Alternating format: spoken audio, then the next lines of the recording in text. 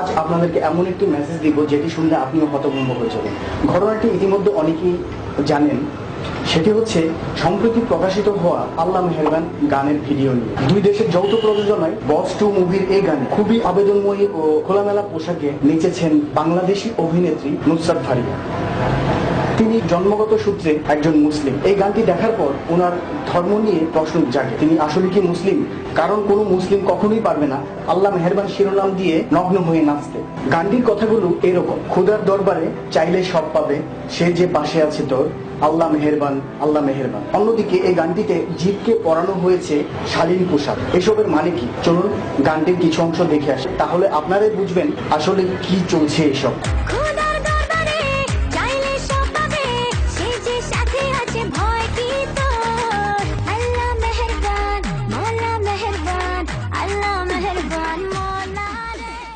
বিভিন্ন পত্র পত্রিকায় এবং সোশ্যাল মিডিয়াতে গানটি নিয়ে চলছে তুমুল যুদ্ধ।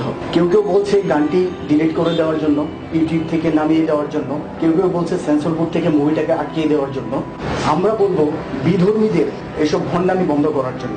কারণ এই গানটি যে কোরিওগ্রাফি করেছে সে অবশ্যই ইসলাম ধর্মের না, কিন্তু যে নেচেছে এই গানটিতে সে তো ইসলাম ধর্মের। তার ধ্যান জ্ঞান, তার মন মানসিকতা, তার ইসলামী অনুশাসন, ধর্মীয় অনুশাসন কোথায়? টাকার বিনিময়ে সবকিছু খুলতে রাজি হয়ে যায়। এরা আসলে ইসলাম ধর্মের গুণ, কাঠে যেমন গুণ ধরে আস্তে আস্তে কাঠটাকে নষ্ট করে ফেলে, ঠিক এরা হচ্ছে যে ইসলাম ধর্মের গুণ পোকা। ইসলাম ধর্মটাকে নষ্ট করার জন্য এরাই দায়ী, বিধর্মীরা দায়ী না। তারা করতেই পারে, তারা যা খুশি তা করতে পারে, কিন্তু আমরা আমাদেরকে তো সচেতন থাকতে হবে। ভিউয়ার্স, একসময় এদেরকে বলা হতো নর্তকী। টাকার বিনিময়ে যারা নাচে, টাকার বিনিময়ে যারা মডেলিং করে, এদেরকে বলা হতো নর্তকী। আর এখন বলা হয় মডেল, অভিনেত্রী, শিল্পী, আর্টিস্ট, কত কিছু। এইসব বেহায়া বেশ্যা নারীদেরকে দেশ থেকে উচ্ছেদ করা দরকার। আমার দাবি হচ্ছে যে নুসরাত ফারিয়াকে বাংলাদেশে ঢুকতে না দেওয়ার জন্য, তসলিমা নাসরিনের মতো। ভিউয়ার্স, আমি ভিডিওটিতে লাইক দিতে বলবো না, কাউকে না কাউকে আওয়াজ তুলতে হবে। আমার দায়িত্ব ছিল একজন ইউটিউবার হিসেবে আওয়াজ তোলা আর শেয়ার করার দায়িত্ব আপনাদের। এটার সম্পর্কে মানুষকে জানিয়ে দেওয়া এবং এটার বিরুদ্ধে আন্দোলন গড়ে তোলার দায়িত্ব আপনাদের। আপনারা কি করবেন সেটা আপনারা ডিসিশন নেন।